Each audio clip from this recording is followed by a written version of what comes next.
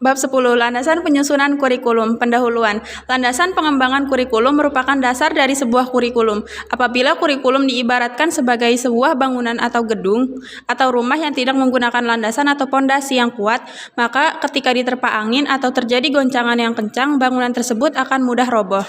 Hal tersebut memiliki arti jika sebuah kurikulum tidak mempunyai landasan yang kuat, maka kurikulum tersebut akan mencetak generasi muda yang tidak sesuai dengan pendidikan itu sendiri.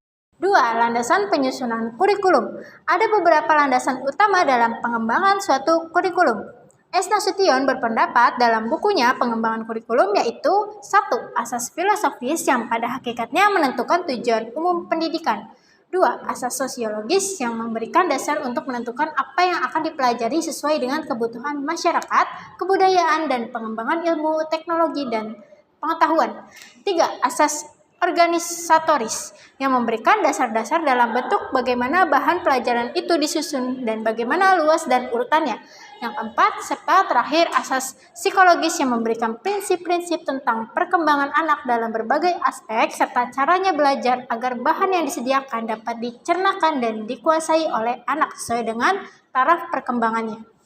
Dari pendapat tersebut, kita dapat menarik kesimpulan bahwa landasan penyusunan kurikulum dapat dibagi menjadi 4 dan saling berkaitan. Landasan-landasan tersebut yaitu 1. Filosofis. Landasan filosofis dalam penyusunan kurikulum memiliki arti penyusunan kurikulum haruslah didasari dengan pengetahuan dan pengetahuan tersebut diperoleh melalui proses berpikir, yaitu berpikir secara sistematis, logis, dan mendalam. 2. Sosiologis. Landasan sosiologis kurikulum adalah asumsi-asumsi yang berasal dari sosiologi yang dijadikan titik tolak dalam pengembangan kurikulum.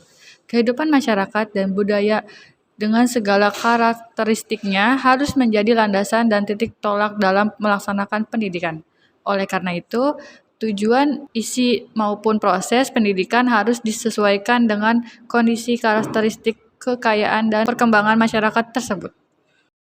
3. Psikologi. Landasan psikologi dalam menyusun kurikulum berarti perkembangan kurikulum harus dilandasi oleh asumsi-asumsi yang berasal dari psikologi yang meliputi kajian tentang apa dan bagaimana perkembangan peserta didik serta bagaimana peserta didik belajar. Atas dasar itu, terdapat 2 cabang psikologi yang sangat penting diperhatikan dan besar kaitannya dalam perkembangan kurikulum, yaitu psikologi perkembangan dan psikologi belajar. 2 cabang psikologi yang sangat penting diperhatikan di dalam pengembangan kurikulum, yaitu psikologi perkembangan dan psikologi belajar. Psikologi perkembangan diperlukan terutama dalam menentukan isi kurikulum yang diberikan kepada peserta didik agar tingkat, keluasan, dan kedalaman materi atau bahan ajar sesuai dengan taraf perkembangan peserta didik. Setiap materi mempunyai karakteristik yang berbeda, sehingga materi tersebut akan diterima oleh peserta didik, manakala sesuai dengan kesanggupan kemampuan untuk menerimanya. Psikologi belajar berkenaan atau memberikan sumbangan terhadap kurikulum dalam hal bagaimana kurikulum itu diberikan kepada peserta didik dan bagaimana pula peserta didik harus mempelajarinya, berarti berkenaan dengan strategi kurikulum.